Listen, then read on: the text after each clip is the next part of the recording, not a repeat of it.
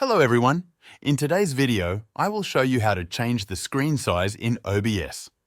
Whether you're adjusting your canvas for streaming or recording, this tutorial will guide you step by step. First, open OBS and look at the preview area in the center of your screen. This area is known as the base canvas, and it represents what you will be recording or streaming. To adjust its size, start by clicking on the Settings button in the bottom right corner of OBS. In the Settings menu, look to the left-hand side and select the Video option. Here, you will see two main resolution settings. The first is the base canvas resolution, which determines the size of the canvas where you position your sources. The second is the Output Scaled Resolution, which controls the resolution your final video will be saved or streamed in. Adjust the resolutions here to match your requirements.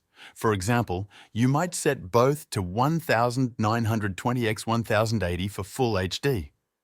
If you want to manually resize or adjust the sources in your canvas, go back to the main OBS window. Click on the source you want to resize. A red outline will appear around it. You can use the points on the outline to drag and resize the source. By default, resizing will maintain the aspect ratio. If you want to resize without keeping the aspect ratio, hold down the Shift key while dragging one of the points. This will allow you to stretch or compress the source freely. If you accidentally make a change you don't like, you can press Ctrl-Z to undo it.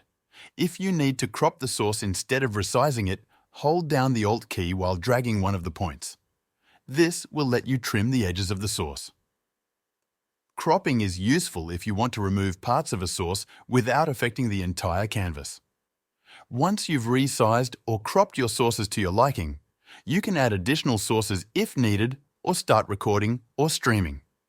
Remember to always preview your layout to make sure it looks exactly how you want.